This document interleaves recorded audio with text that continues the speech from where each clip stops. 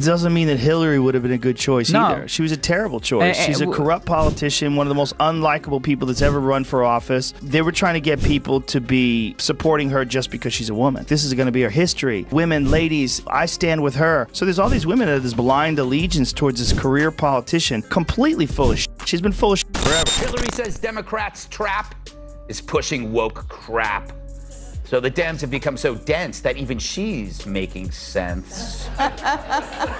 In a new interview, Hillary Clinton, the first lady of second place, was that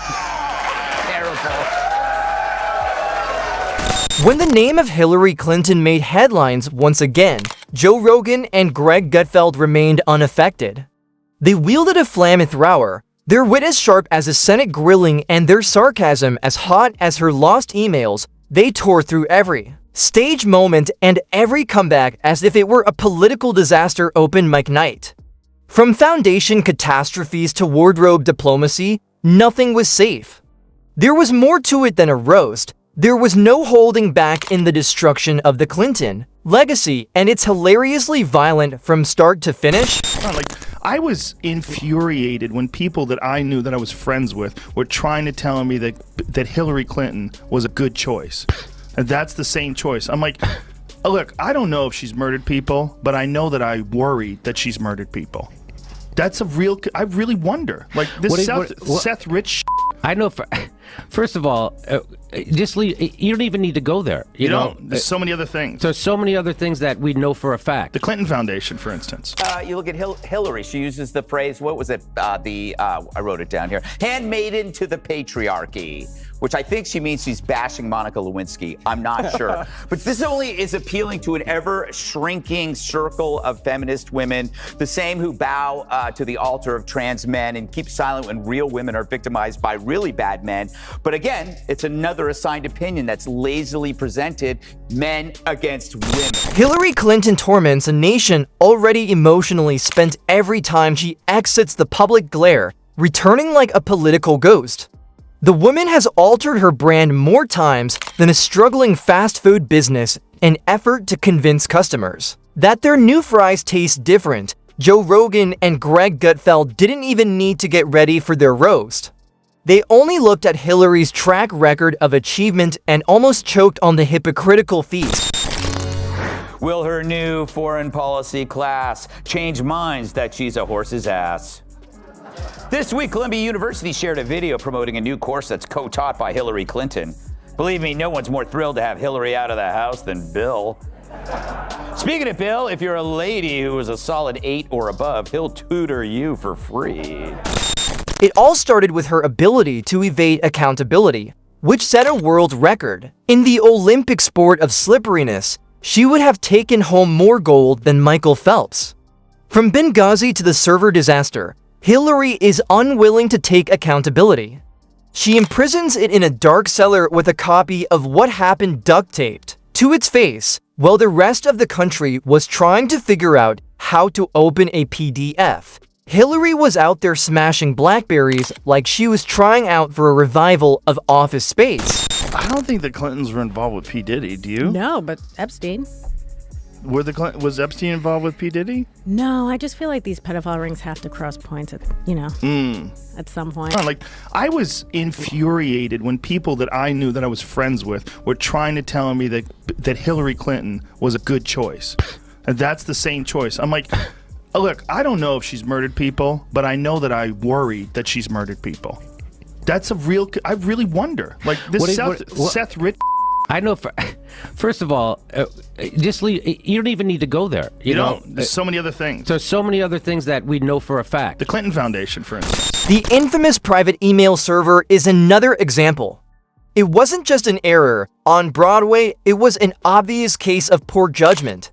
In most cases, people used Gamel like she was building artistic cover-ups in a Brooklyn basement. Hillary used a handmade server. Joe Rogan didn't have to go overboard.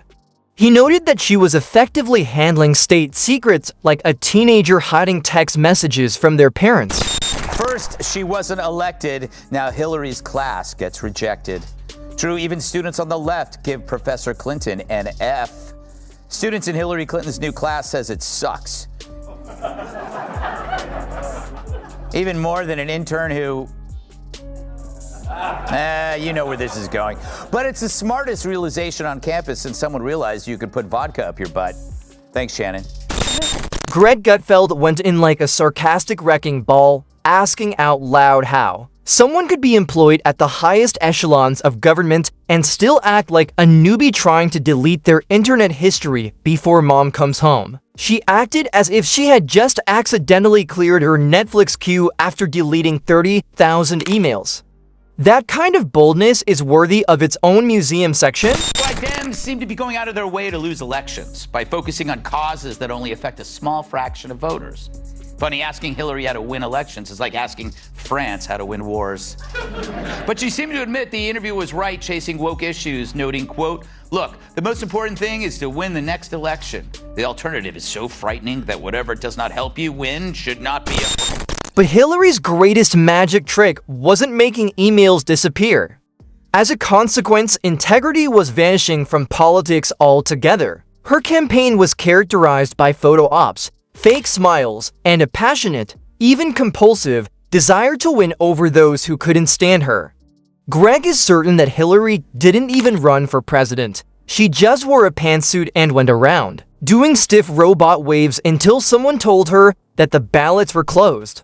Regarding the empire of pantsuits, has there ever been a candidate that dressed as if they were always on the road, attempting to broker a settlement between two alien societies? Joe Rogan said that Hillary's dress had more layers than her foreign policy gaffes. This is the woman who saw her husband turn the White House into a frat house with government dollars. Like a desperate contestant on the political reality show, America's Next Top Enabler, she decided to embrace the issue instead of avoiding it. If you watch the conversation between James Comey, 110 emails in 52 email chains have been determined by the owning agency to contain classified information. when James Comey testified about what he did and what they found with the Hillary Clinton emails, and then her version of it, I did not email any classified material to anyone. There is no classified material. she's just a straight liar. She deleted 33,000 I emails. provided all my emails that could possibly be work-related. Several thousand work-related emails that were not among the group of 30,000 emails returned by Secretary Clinton. When they rigged the DNC, they rigged the primaries so that Bernie Sanders... Greg Gutfeld almost burst into ironic applause when he said that Hillary's feminism only emerged when it was politically opportune. For the rest of that time, it was stored in a vault alongside those deleted emails. Then in 2016, Hillary Clinton lost to a real estate tycoon who was addicted to Twitter. When Hillary lost the election, it wasn't just an error, it was a cosmic comedy. Joe Rogan compared it to training for a marathon your whole life only to be outpaced by a guy in flip-flops yelling into a megaphone. The political equivalent of a clown vehicle caught Hillary off guard, even though she had the backing of Wall Street, Hollywood, the media, and the Democratic National Committee. Her whole campaign was a TED Talk masquerading as a funeral speech. As if she were averse to enthusiasm, she joined rallies, high-fiving ghosts, and uttering words that sounded like rejected insurance ads. Now, let's go on to the real meat, the Clinton Foundation. All right, she lost an election, and now she's projecting. Hillary Clinton went on The View this week, which immediately raises a serious question. What's the weight capacity for that stage? But you'll never guess what she talked about. Her love of gardening, the things she does to stay healthy, how much she adores catching and cooking stray kittens. Nah, it was Donald Trump. Joe Rogan asked the obvious question: how can you run a nonprofit organization and end up with more money than you began with? Despite the foundation's ostensibly global objectives, the only thing that was affected globally was the frequency of private jets landing in countries that also happened to need political favors. Greg joked that the Clinton Foundation probably bought another fog machine to make contributions seem like they were being used for good. How does she seem in the press? Hillary's attempt to be personable was her never-ending circus. Since your uncle's attempt to dab during Thanksgiving dinner, The event with the hot sauce in my bag will go down as the most pitiful attempt to cross cultural boundaries.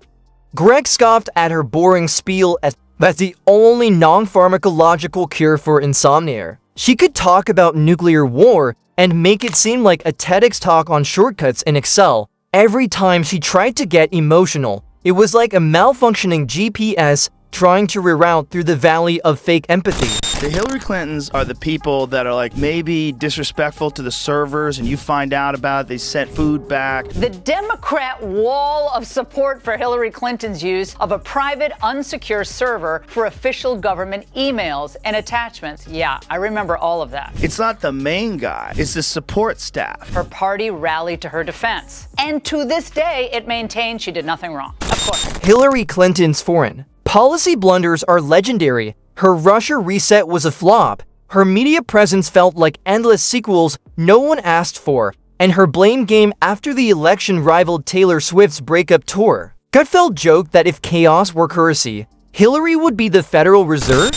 Well, Hillary did the same thing. Well, she's a congenital liar, as she was referred to by the New York Times back in the day. But, and rightly so, but people forget this. She did talk about a firefight that she was involved in. I was under sniper fire, and the worst thing about that people didn't give a shit about, she said when she was in Bosnia, she was under sniper fire. It's like, wait a minute, you're throwing the Secret Service under the bus. Because what kind of Secret Service is going to let the First Lady run? Post-election, she kept reinventing herself, books, podcasts, even a Netflix deal despite public exhaustion. Rogan quipped she was like a multicultural bingo card, relying on identity politics rather than uniting voters. Her strategy was division dressed as representation. So miserable. She was publicly humiliated and she thought that her big retribution would become president. I'm running for president and I'm in it to win it.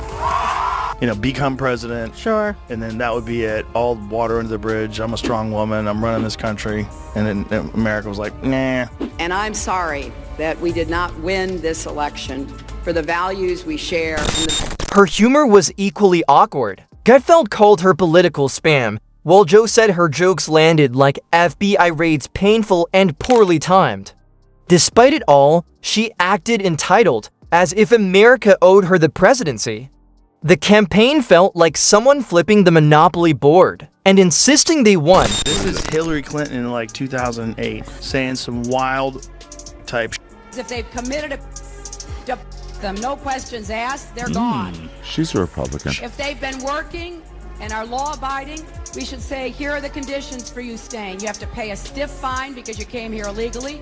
You have to pay back taxes. And you have to try to learn English. more than Trump. And then it's you couldn't believe an illusion. Even now, she lingers like a glitch in the system. Greg said she has a bad signal for whenever people forget she lost. Every comeback feels like a reboot of recycled ambition. Hillary doesn't run for office, she speedruns. Denial, just when you think it's over, another cough or tweet signals the next reboot.